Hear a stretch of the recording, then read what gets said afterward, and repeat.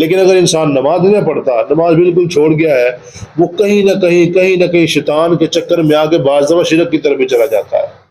لیکن جو مسلمان ہیں، ایمان والے، جہاد کر رہے ہیں، ان کو تو بڑا اللہ کے اوپر یقین ہوتا ہے، بھروسہ ہوتا ہے، شہید ہوں گے تو سیدھا جنت میں۔ اما بعد فاعوذ باللہ من الشیطان الرجیم، بسم اللہ الرحمن الرحیم۔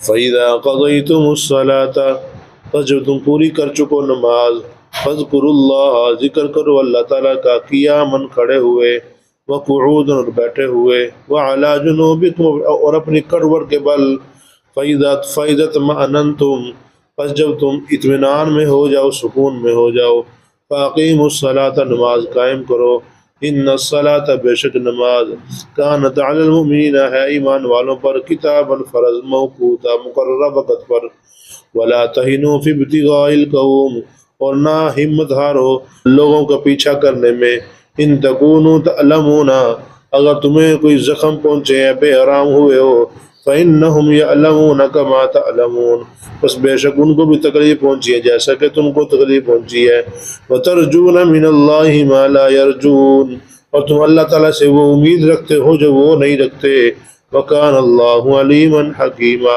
اور ہے اللہ تعالیٰ جاننے والا، حکمت والا۔ صدق اللہ مولانا العظیم۔ اللهم صل على محمد وعلى آل محمد كما صليت على إبراهيم وعلى آل إبراهيم إنك حميد مجيد۔ اللهم بارك على محمد وعلى آل محمد كما باركت على إبراهيم وعلى آل إبراهيم إنك حميد مجيد۔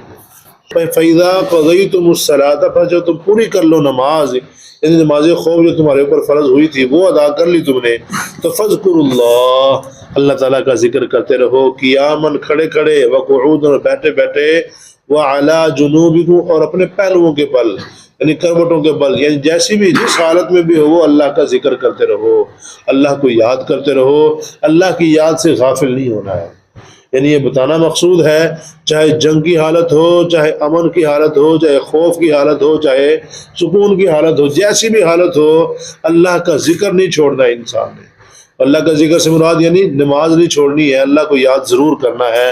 فَاذْكُرُوا اللَّهَ قِيَامًا وَقُعُودًا وَعَلَىٰ جُنُوبِكُمْ، آگے فرمایا فَإِذَا اطْمَأْنَنْتُمْ، جب تم مطمئن ہو جاؤ، تمہارے اوپر سے خوف چلا جائے، جنگ تھی وہ جنگ کی حالت چلی جائے، یا کوئی ایسا دشمن کا خوف تھا وہ چلا گیا، جنگ ختم ہو گیا، اب کیا کرو؟ فَأَقِیمُوا الصَّلَاةَ، نماز قائم کرو، نماز کو نہیں چھوڑنا ہے، یہ نماز کو مکمل ارکان کے ساتھ کیا کرو، ادا کرو، اس کو چھوڑنا نہیں بالکل بھی، اصلی طریقے میں واپس آ جاؤ، چونکہ جنگ کی حالت میں جب نماز خوف ادا کر اس کی 2 رکعتیں ادا کر رہے تھے، اور اگر اب امن کی حالت میں آ گئے تو پھر مکمل اصلی نماز ہی ادا کرنی ہے۔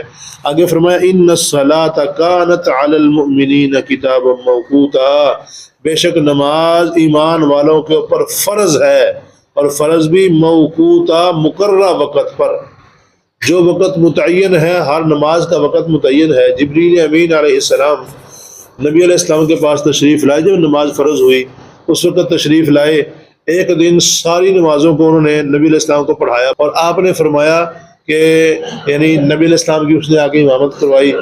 اب ایک دن پڑھائی شروع کے وقت میں، ایک دن کیا پڑھائی؟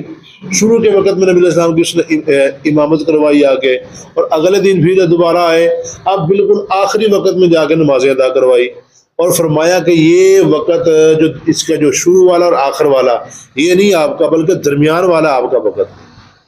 کون سا وقت ہے آپ کا؟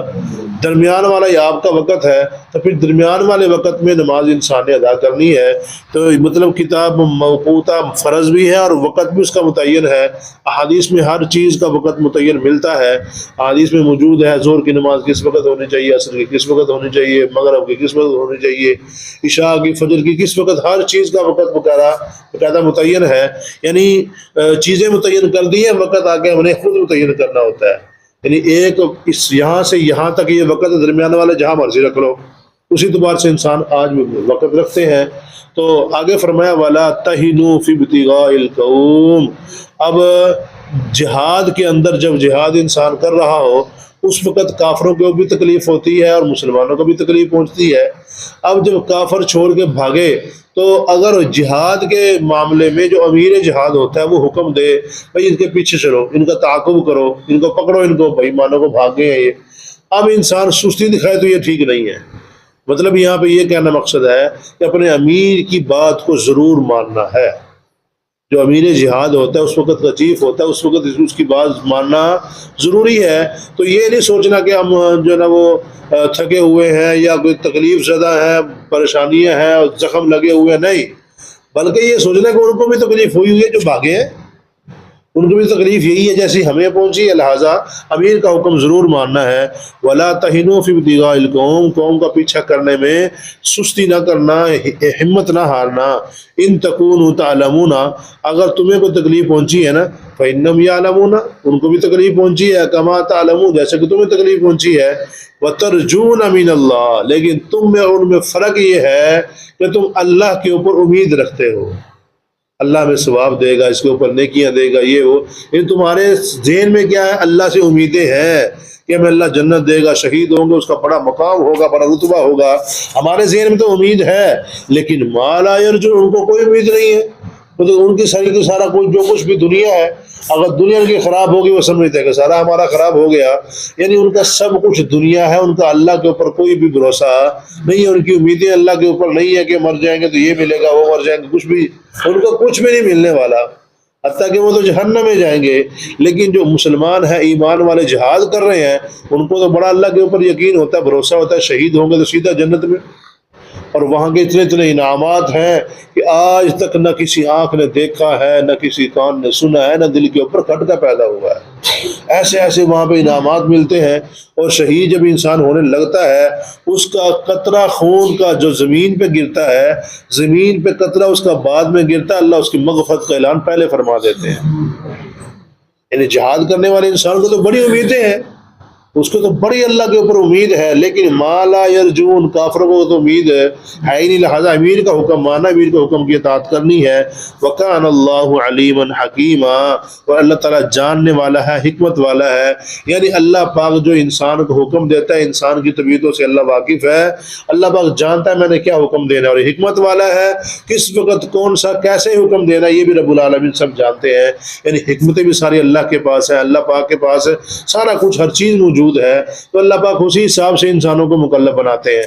تو آج کے سبق سے ہمیں یہ سبق ملتا ہے کہ جب انسان عام وقت میں ہو، عام حالت میں ہو، اس وقت بھی نماز فرض ہے. چاہے جائے کہ جس وقت انسان جنگ کی حالت میں تھا اس وقت بھی نماز فرض تھی، اس وقت نماز نہیں چھوڑی ہے، تو عام حالات میں کہاں چھوڑنی چاہیے؟ عام حالات میں انسان کو نماز ہے پڑھتے رہنا چاہیے. جب انسان نماز پڑھتا ہے نا، ذہن میں رکھیے گا، جب انسان نماز پڑھتا ہے آہستہ آہستہ آہستہ آہستہ برے کاموں سے باز آ جاتا ہے. اور کہیں نہ کہیں اس کو برے کام جو ہے نا وہ برے کاموں سے انسان رک جاتا ہے. میں نماز پڑھتا ہوں، نماز اس کو برے کاموں سے روک دیتی ہے.